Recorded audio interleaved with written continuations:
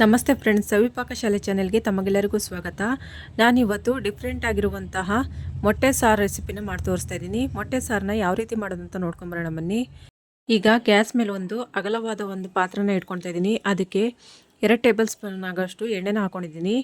ಅದಕ್ಕೆ ಚಿಕ್ಕದಾಗಿ ಕಟ್ ಮಾಡಿರುವಂತಹ 2 ಈರುಳ್ಳಿನ ಹಾಕ್ಕೊಳ್ತಾ ಇದ್ದೀನಿ. ಈರುಳ್ಳಿ ಕೆಂಪು ಬಣ್ಣ ಬರೋ ತನಕ ಚೆನ್ನಾಗಿ ಫ್ರೈ ಮಾಡ್ಕೊಳ್ಬೇಕು. ಈರುಳ್ಳಿ ಒಂದು ಸ್ವಲ್ಪ ಬಾಡ್ಕೊಂಡಿದೆ. ಈಗ ಅದಕ್ಕೆ 2 ಸ್ಪೂನ್ ಆಗುವಷ್ಟು ಶುಂಠಿ ಬೆಳ್ಳುಳ್ಳಿ ಪೇಸ್ಟ್ನ ಹಾಕ್ಕೊಂಡು ಹಸಿ ವಾಸನೆ ಹೋಗೋ ತನಕ ಚೆನ್ನಾಗಿ ಫ್ರೈ ಮಾಡ್ಕೊಳ್ಬೇಕು. ಮೊಟ್ಟೆ ಸಾರು ನಾವು ಬೇರೆ ಬೇರೆ ರೀತಿಯಾಗಿ ಮಾಡ್ಕೊಳ್ತೀವಿ. ಈ ಥರ ಡಿಫ್ರೆಂಟ್ ಆಗಿರುವಂಥ ಸಾರನ್ನ ಒಂದ್ಸತಿ ಮಾಡಿ ನೋಡಿ.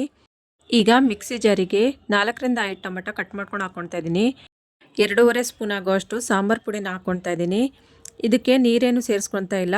ಟೊಮೆಟೊದಲ್ಲಿ ರಸ ಇರುತ್ತಲ್ವ, ಅದೇ ನುಣ್ಣಗಾಗುತ್ತೆ. ಈಗ ಆ ಪೇಸ್ಟ್ನ ಈರುಳ್ಳಿ ಮಿಶ್ರಣಕ್ಕೆ ಹಾಕ್ಕೊಂಡು ಚೆನ್ನಾಗಿ ಫ್ರೈ ಮಾಡ್ಕೊಳ್ಬೇಕು. ಹಸಿ ವಾಸನೆ ಹೋಗೋ ತನಕ ಒಂದು 5ರಿಂದ 10 ನಿಮಿಷ ಚೆನ್ನಾಗಿ ಕೈ ಬಿಡ್ದಂಗೆ ಇದನ್ನು ಹುರ್ಕೊಳ್ಬೇಕು. ಮಸಾಲೆಗೆ ಎಣ್ಣೆ ಎಲ್ಲ ಬಿಡೋ ತನಕ ಚೆನ್ನಾಗಿ ಇದನ್ನು ಫ್ರೈ ಮಾಡ್ಕೊಳ್ಳೋಣ. ಇದು ಇವಾಗ ಚೆನ್ನಾಗಿ ಫ್ರೈ ಆಗಿದೆ. ಇದಕ್ಕೆ ಇವಾಗ 1 ಸ್ಪೂನ್ ಆಗುವಷ್ಟು ಕಾಳುಮೆಣಸು ಪುಡಿನ ಹಾಕ್ಕೊಳ್ತಾ ಇದ್ದೀನಿ. ಹಾಕ್ಕೊಂಡು ಚೆನ್ನಾಗಿ ಮಿಕ್ಸ್ ಮಾಡ್ಕೊಳ್ಬೇಕು. ಮಸಾಲ ಚೆನ್ನಾಗಿ ಕುದೀತಾ ಇರಲಿ, ಅಲ್ಲಿ ತನಕ ನಾವು ಬೇರೆ ಮಸಾಲಾನ ರೆಡಿ ಮಾಡ್ಕೊಳ್ಳೋಣ. ಮಿಕ್ಸಿ ಜಾರಿಗೆ ಅರ್ಧ ಹೋಳಾಗುವಷ್ಟು ಕಾಯಿ ತುರಿನ ಹಾಕ್ಕೊಳ್ತಾ ಇದ್ದೀನಿ. 2.5 ಸ್ಪೂನ್ ಆಗುವಷ್ಟು ಹುರಿಗಡ್ಲೆನ ಹಾಕ್ಕೊಳ್ತಾ ಇದ್ದೀನಿ. ಸ್ವಲ್ಪ ಕೊತ್ತಂಬರಿ ಸೊಪ್ಪನ್ನ ಹಾಕ್ಕೊಂಡು ಒಂದು ಸ್ವಲ್ಪ ನೀರು ಸೇರಿಸ್ಕೊಂಡು ನುಣ್ಣಗೆ ರುಬ್ಕೊಳ್ಬೇಕು. ರುಬ್ಕೊಂಡಿದ್ದಾಗಿದೆ. ಇವಾಗ ಕುದೀತಿರೋವಂಥ ಮಸಾಲೆಗೆ ಹಾಕಿ ಚೆನ್ನಾಗಿ ಅದನ್ನು ಹಸಿ ವಾಸನೆ ಹೋಗೋ ತನಕ ಹುರ್ಕೊಳ್ಬೇಕು. ಮಿಕ್ಸಿ ಜಾರ್ ಒಂದು ಸ್ವಲ್ಪ ತೊಳ್ಕೊಂಡು ಆ ನೀರನ್ನು ಹಾಕ್ಕೊಂಡು ಚೆನ್ನಾಗಿ ಕಲಿಸ್ಕೊಂಡು ಮಿಕ್ಸ್ ಮಾಡ್ಕೊಳ್ತಾ ಇದ್ದೀನಿ. ಹಸಿ ಮಸಾಲೆ ಹಾಕಿರೋದ್ರಿಂದ ಎಲ್ಲವೂ ಹಸಿ ವಾಸನೆ ಹೋಗೋ ತನಕ ಚೆನ್ನಾಗಿ ಎಣ್ಣೆಯಲ್ಲಿ ಫ್ರೈ ಮಾಡ್ಕೊಳ್ಬೇಕು. ಇದಕ್ಕೆ 1/4 ಟೀ ಸ್ಪೂನ್ ಆಗೋಷ್ಟು ಅರಿಶಿನ ಹಾಕ್ಕೊಳ್ತಾ ಇದ್ದೀನಿ. ಮಸಾಲೆಗೆ ಒಂದು ಸ್ವಲ್ಪ ಉಪ್ಪನ್ನ ಹಾಕ್ಕೊಳ್ತಾ ಇದ್ದೀನಿ. ಈಗ ಇದನ್ನು 10 ನಿಮಿಷ ತನಕ ಮಸಾಲ ಕೈ ಬಿಡ್ದಂಗೆ ಚೆನ್ನಾಗಿ ಫ್ರೈ ಮಾಡ್ಕೊಳ್ಬೇಕು.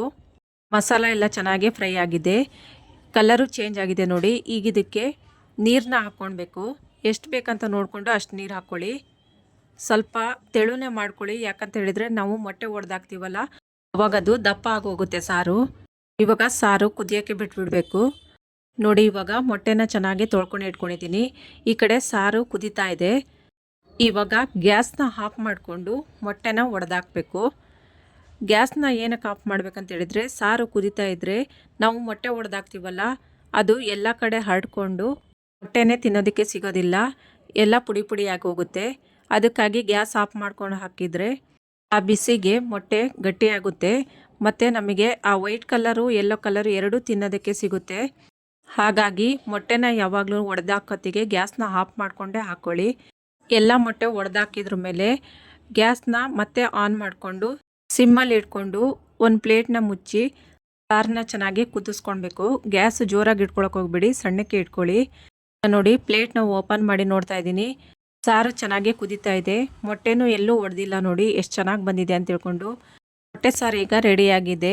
ಗ್ಯಾಸ್ನ ಆಫ್ ಮಾಡ್ಕೊತಾ ಇದ್ದೀನಿ. ನೋಡಿದ್ರಲ್ವ ಫ್ರೆಂಡ್ಸ್, ಡಿಫ್ರೆಂಟ್ ಆಗಿರುವಂತಹ ಮೊಟ್ಟೆ ಸಾರು ಅನ್ನ ಜೊತೆ ತಿನ್ನೋಕ್ಕೆ ರೆಡಿಯಾಗಿದೆ.